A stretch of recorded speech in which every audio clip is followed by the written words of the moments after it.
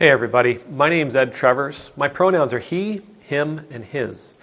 I'm an Anglican priest in the Diocese of Nova Scotia and Prince Edward Island, serving in the beautiful parish of Christchurch-Shelburne that sits on the ancestral and on the unceded territory of the Mi'kmaq people.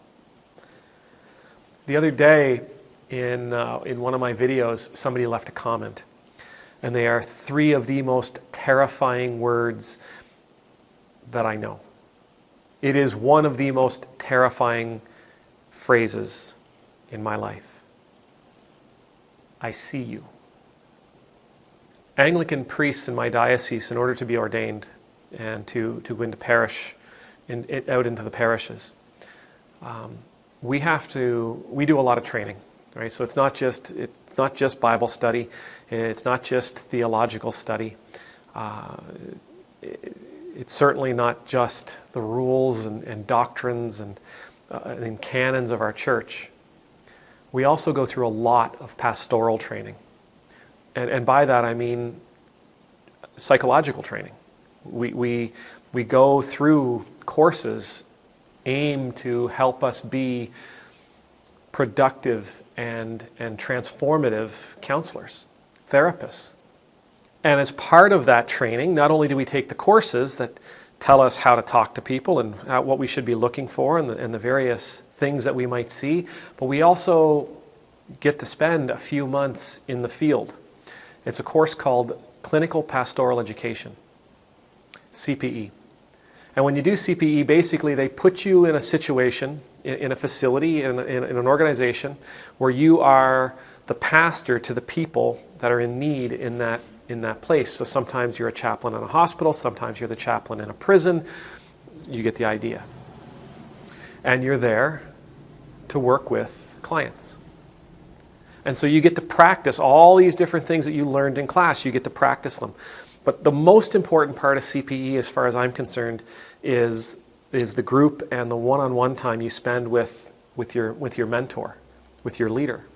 Because it's in that time and space where you take your encounters, you take your experiences as a pastor, you bring them to the table, and then you discover a little bit about yourself. And what CPE, I think, is meant in the end to provide you with is a foundation to be introspective, to be self-aware.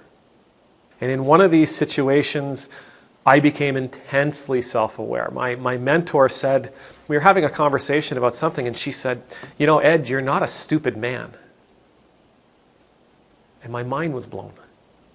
That was the first time in 30 some odd years that anybody had ever called me a man, that I remembered.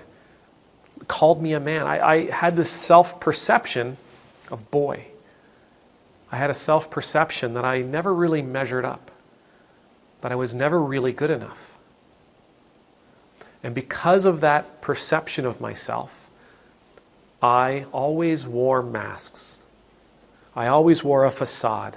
I always wore labels and titles. I always strove to achieve certain things because that would mean something, that would say something about me to others. My fear was that people didn't like what they seen when they seen me.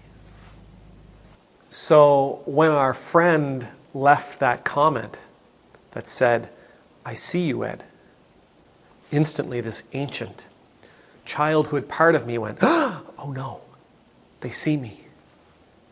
And a part of me, an ancient part of me, stood waiting for the shoe to drop.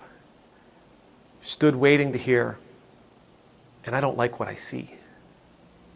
Now, I'm not telling you this because I want you to act as my personal counseling service today, though thank you for listening. I'm telling you this because we all do it, to a lesser or even greater extent. We all wear masks of some form. We wear labels, we wear titles, we wear achievements, we wear something that shows people who we think they want to see. Shows them that we are the people that we think they want to be around. But the truth is, for us to have a meaningful, authentic, sincere relationship with anybody, can't wear any masks. We've got to be naked.